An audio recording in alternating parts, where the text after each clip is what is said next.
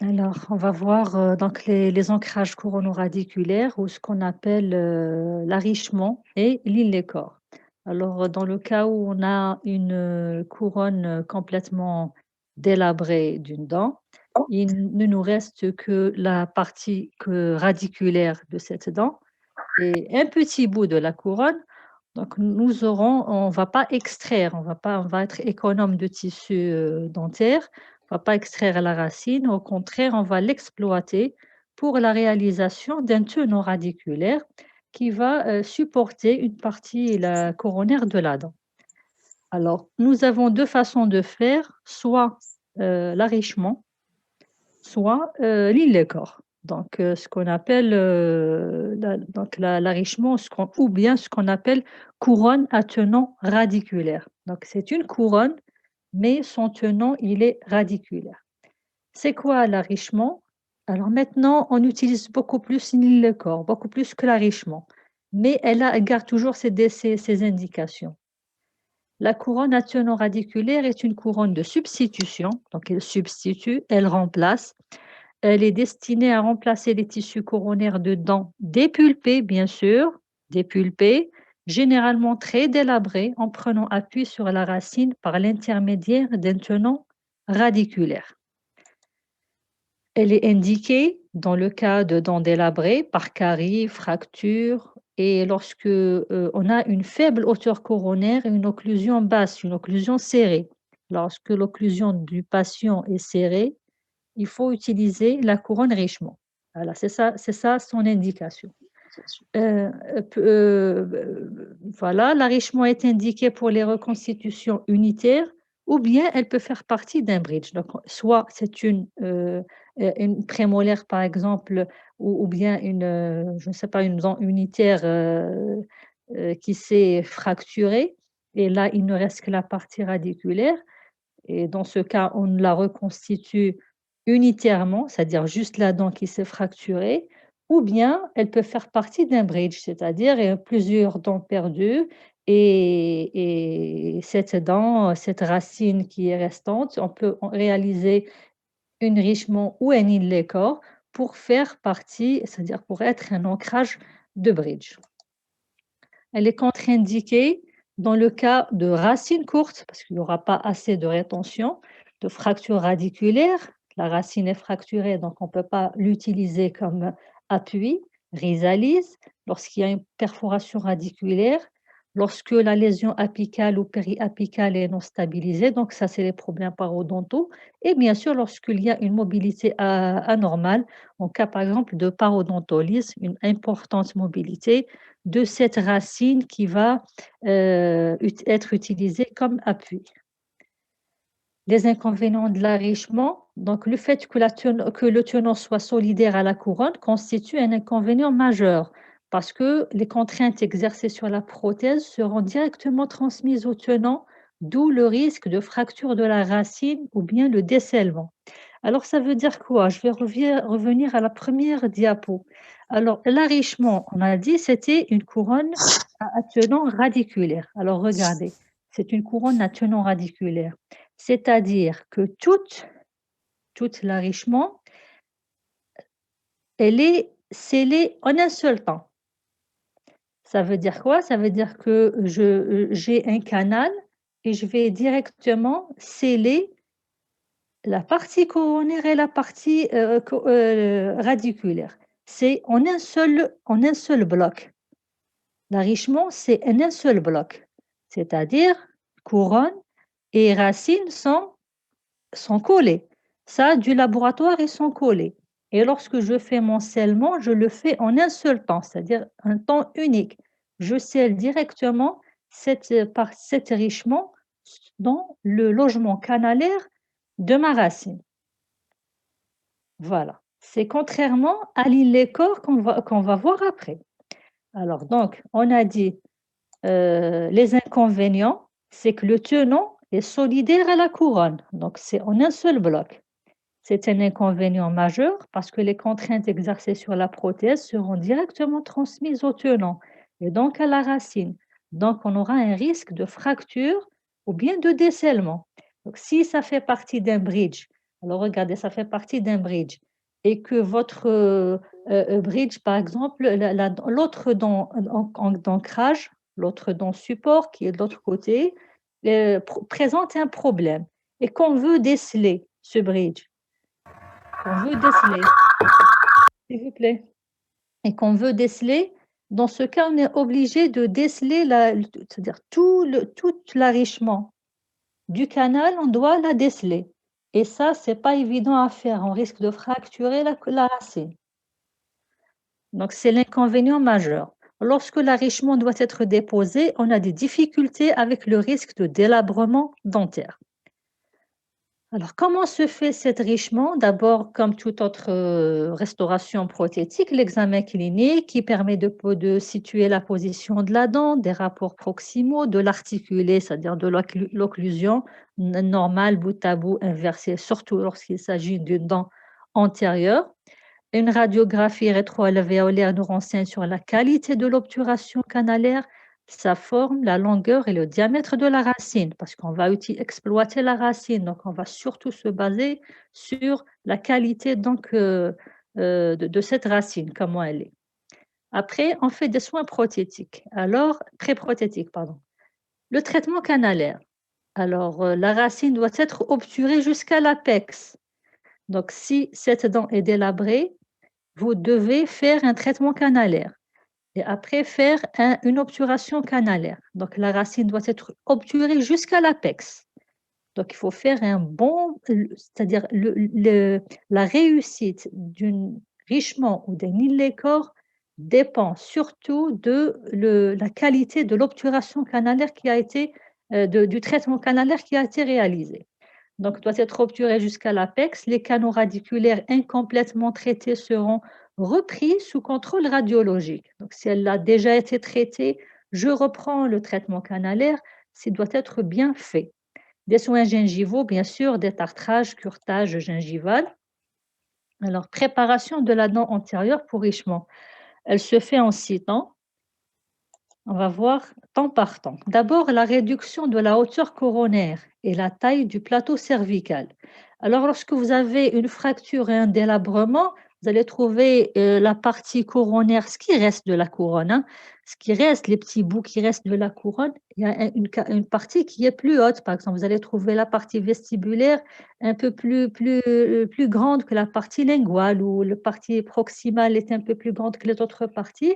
Et dans ce cas, avec une fraise diamantée tenue perpendiculairement, alors regardez comment est tenue la fraise perpendiculairement à l'axe de la dent, on réduit pardon, la partie coronaire restante jusqu'à 1 à 2 millimètres, 1 à 2 millimètres seulement, au-dessus du rebord gingival par deux mouvements de va-et-vient du bord mésial au bord distal.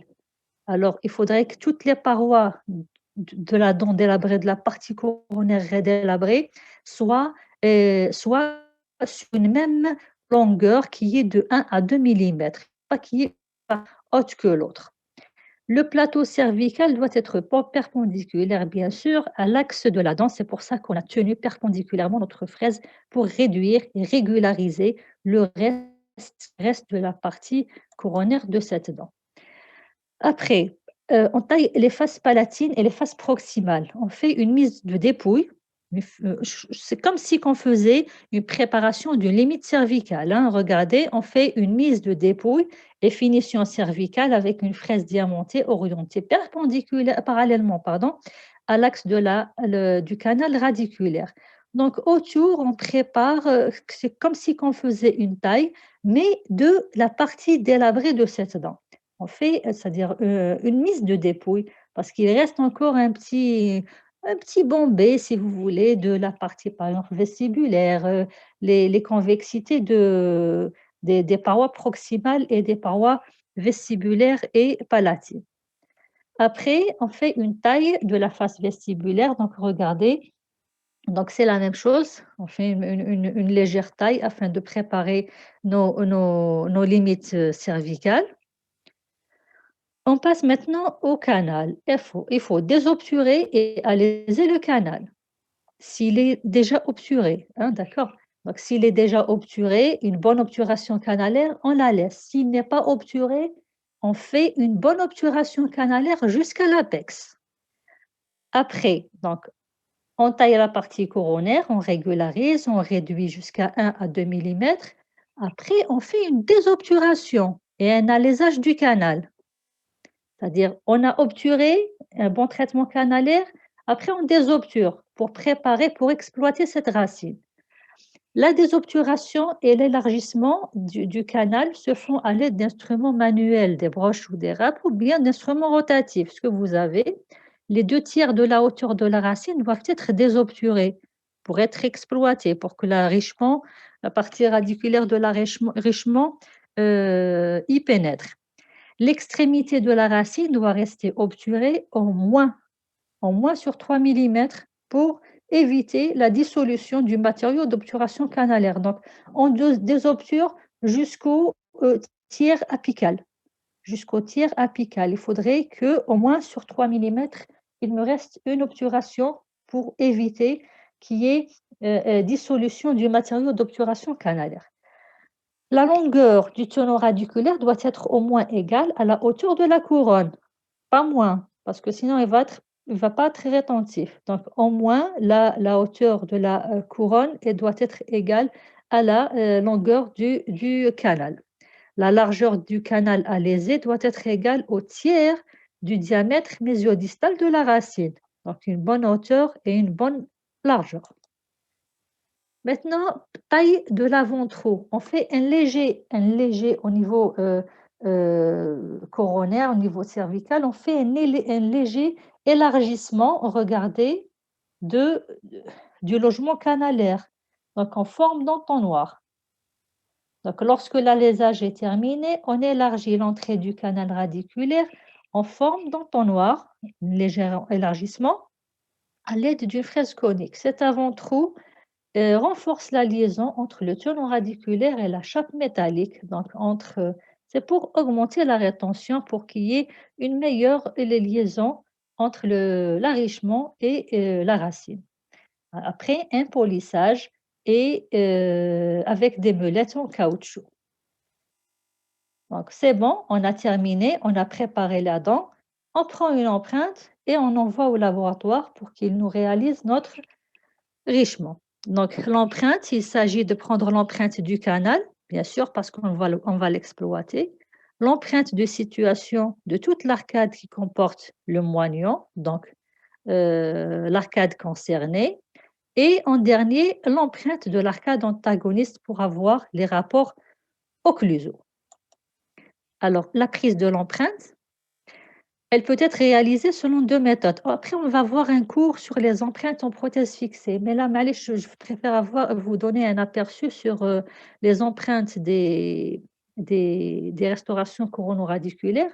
Donc, elle peut être prise, cette empreinte, selon 2 façons.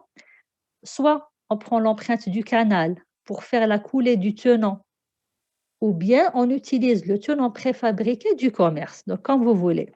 Alors, avant, on pouvait utiliser la cire comme matériau d'empreinte. La cire, donc c'est une cire pour empreinte. Alors, donc, s'il vous plaît, éteignez le micro. Donc, on prend l'empreinte du canal avec de la cire ou bien avec un élastomère de synthèse. Alors, il y a des tenants pour ça. Il y a des tenants aussi pour ça, c'est des tenants préfabriqués, utilisés, qu'on achète du commerce. Ensuite, le tenant métallique coulé, donc une fois la prise de l'empreinte du tenant radiculaire avec soit de la cire ou bien un élastomère, on l'envoie au prothésiste. Il nous réalise la partie coronaire, la partie radiculaire, pardon, et puis l'empreinte de situation est prise. Soit on prend l'empreinte du canal et du moignon dans la même empreinte, donc le tout à l'aide d'un élastomère de synthèse, et c'est la méthode la plus utilisée. Vous allez la voir en détail avec après l'Inlecor. Alors l'Inlecor maintenant c'est quoi? Alors j'ai dit tout à l'heure que l'enrichissement était scellé en un seul bloc, c'est un seul bloc. Maintenant l'Inlecor, alors regardez l'Inlecor, il est fait en 2 parties. La partie métallique, coronoradiculaire, elle est métallique. on scelle et sur cette partie métallique, on réalise une couronne. C'est soit une couronne coulée, soit une CIV, soit une CCM, soit une couronne céramo-céramique. Donc, il y a 2 scellements. Le scellement du logement canalaire, donc de la fosse racine dans le logement canalaire, avec un fond moignant, donc c'est en un seul bloc, c'est une partie métallique. Et dessus, c'est comme une dent naturelle, c'est comme une dent naturelle qui a été taillée. هذا خلاص, il est scellé. Après, on prend une empreinte de ça, donc de l'inlay-corps en place, pour réaliser une couronne qui sera scellée sur la partie métallique couronno-radiculaire.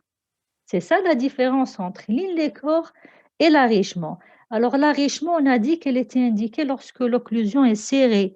Lorsque vous avez une occlusion serrée, il n'y a pas assez d'espace pour la hauteur des deux matériaux, si vous voulez, des 2 couches de cette restauration.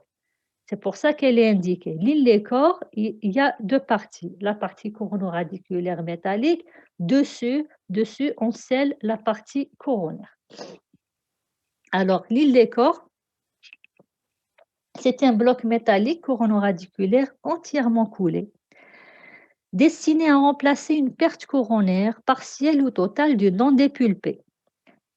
Alors, dans la littérature, on trouve que lorsque la destruction coronaire est partielle, on les appelle inlay-corps, alors lorsqu'elle est totale, on les appelle faux moignons.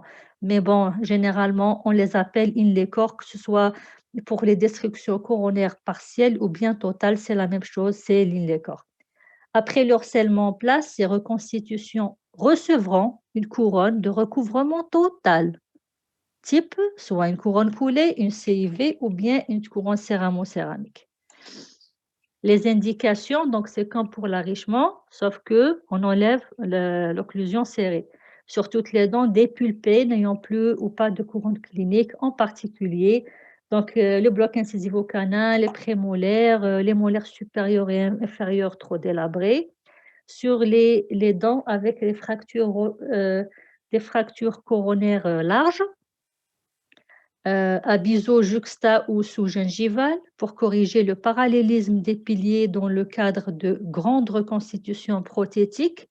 Parfois, on est obligé d'utiliser la partie coronaire la partie radiculaire de la dent pour rétablir un parallélisme au cas de bridge de longue portée et pour redresser l'axe d'une dent. Les contre-indications, donc c'est les mêmes que pour l'arrichement, donc tous les problèmes radiculaires et parodontaux, la mobilité, la rhizalyse, les lésions apicales non stabilisées. Les avantages, c'est un excellent pilier de bridge en raison de sa résistance mécanique. Il assure la protection et la résistance des dents délabrées. Et l'avantage principal réside dans l'indépendance qui existe entre l'inlay-corps ou bien le fond moignant et l'ancrage de recouvrement définitif. Donc, l'avantage principal, c'est que la partie de l'inlay-corps, elle est indépendante de la couronne qui est scellée dessus. Donc, ce qui veut dire que lorsque j'ai un problème, je peux juste désesceller la partie coronaire et c'est mieux que d'enlever, comme pour l'arrichement, toute la partie radiculaire, ce qui risque encore de me fracturer la racine et dans ce cas, j'aurais pas été économe. Voilà.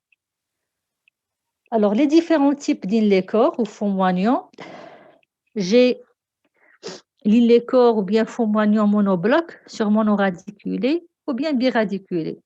Donc, il est fait en un seul bloc, monobloc. Voilà, donc ce que vous avez sur l'image. Et lorsque, par exemple, les racines d'une plurie sont divergentes ou bien sont convergentes, il est impossible de pouvoir sceller un inlay-corps dans 2 racines qui sont divergentes. Comment je vais le faire entrer? C'est pas possible, il va buter avec l'une des racines. Donc, dans ce cas, on réalise un inlay-corps avec clavette. Alors, avec clavette, regardez sur le schéma, c'est là, par exemple, vous avez 2 racines divergentes. Donc, il y a la première partie qui est scellée Et donc le deuxième canal, la partie métallique du deuxième canal qui va venir passer dans le trou qui est réalisé dans la partie coronaire pour pouvoir insérer ou bien fixer, sceller cet illécore. Voilà, sinon ce ne sera pas possible de mettre en place. Les racines sont trop divergentes. Donc il est ce qu'on appelle un illécore à clavette, mais il est très difficile à réaliser, hein, c'est pas évident. Bien sûr, pour comment le faire, il faut toujours commencer par un examen clinique, la position de la dent, les rapports proximaux, l'articulé, l'état parodontal, l'examen radiologique, bien sûr, est nécessaire, il est obligatoire pour voir la valeur de l'obturation, le nombre des racines, leur forme, leur direction, la longueur et le diamètre mésiodistal, l'état périapical et apical de cette racine, les traitements pré-prothétiques. Donc, s'il y a un traitement canalaire à réaliser, s'il est mal fait, il faut le reprendre. Et détartrage et curetage gingival. Donc, c'est la même chose, les mêmes étapes que pour l'arrichement. La désobturation avec des instruments manuels ou rotatifs. Les 2 tiers de la hauteur de la racine doivent être désobturés, donc on ne laisse que le tiers, au moins sur 3 millimètres apical doit être laissé en place, donc du matériau d'obturation canalaire. Et la même chose, donc la longueur doit être au moins égale à la hauteur de la couronne et la largeur du canal doit être égale au tiers du diamètre mésiodistal de la racine. Donc, c'est les mêmes principes que pour l'enrichement. Aussi la même chose pour la réduction.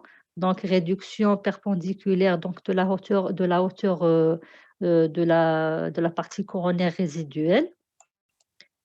Préparation périphérique. On réalise l'avant-trou pour améliorer la liaison mécanique, augmenter la rétention et bien sûr, on finit par un polissage. Et maintenant, la réalisation de l'inlécore en lui-même. Ça, on prépare la racine. Donc, tout ce qui a été cité, c'est pour préparer la racine et la partie résiduelle de la couronne à recevoir l'inlécore. Après, pour la réalisation, nous avons 2 méthodes. Alors, soit la technique directe, soit la technique indirecte. La technique directe, c'est avec les préformes. Alors, regardez sur le premier schéma de gauche, la préparation des dents concernées. Donc, l'avant-trou est préparé, le canal est désobturé, la partie coronaire, regardez la taille périphérique de la partie coronaire, elle est bien visible avec une limite cervicale, regardez, visible aussi. J'ai des préformes en plastique transparent et des tenants calcinables. Alors, les tenants, alors vous avez les préformes en plastique, vous les avez en forme d'entonnoir, elles sont transparentes. Et vous avez les tenants calcinables. Alors, on ajuste la préforme sur les dents concernées. Regardez, un ajustage. Donc, vous les ajustez avec quoi? Soit avec des ciseaux ou bien avec une fraise. Il faudrait qu'il y ait une continuité entre la dent taillée, enfin la dent, ce qui reste de la dent, de la partie coronaire taillée, une continuité, et avec les préformes en plastique. Donc, il faut un bon ajustage. Après, apposition au pinceau d'une résine calcinable.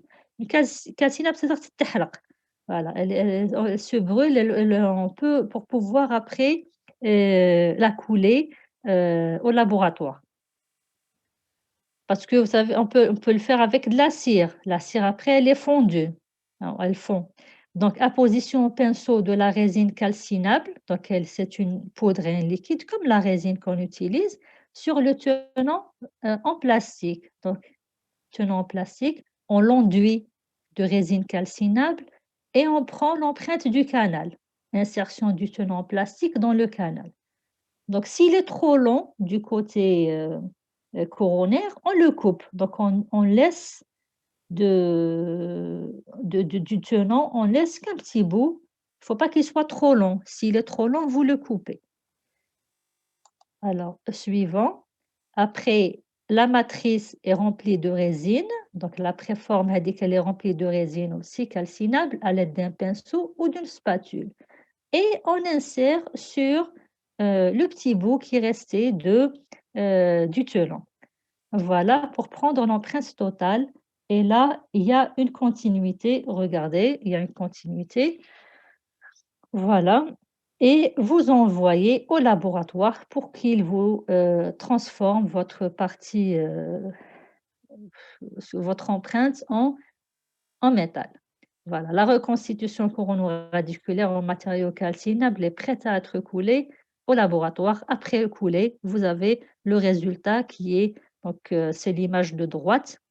Et sur ce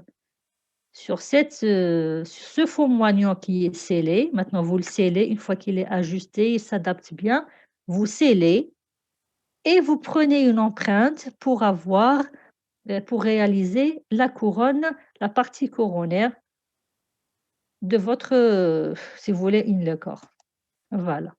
Pour la méthode directe, ça c'était, pardon, pour la méthode indirecte, donc ça c'était la méthode directe. Pour la méthode indirecte, l'inle-corps sera sculpté au laboratoire à partir du modèle tiré de l'empreinte globale, canal et préparation prise en clinique. Donc, l'empreinte en cire du canal ou bien avec un élastomère. Ça peut être au laboratoire, ça peut être fait aussi en clinique. Donc, vous prenez l'empreinte comme pour l'enrichissement, vous prenez l'empreinte du canal avec de la cire ou avec un élastomère et soit vous continuez votre sculpture en clinique, mais ça prend beaucoup de temps, hein, ça prend beaucoup de temps. Il vaut mieux prendre une empreinte et envoyer au prothésiste comme ça. Il prend, c'est-à-dire il va faire le travail sur modèle. Voilà, donc apport et sculpture de la cire pour avoir une forme finale du faux moignon.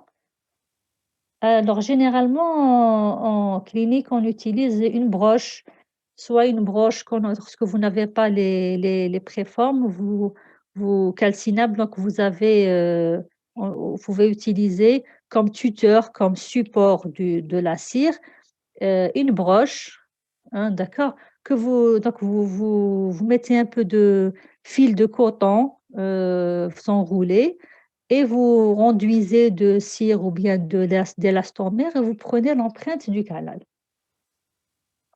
Voilà, après bien sûr vous coupez en fonction de la longueur voulue.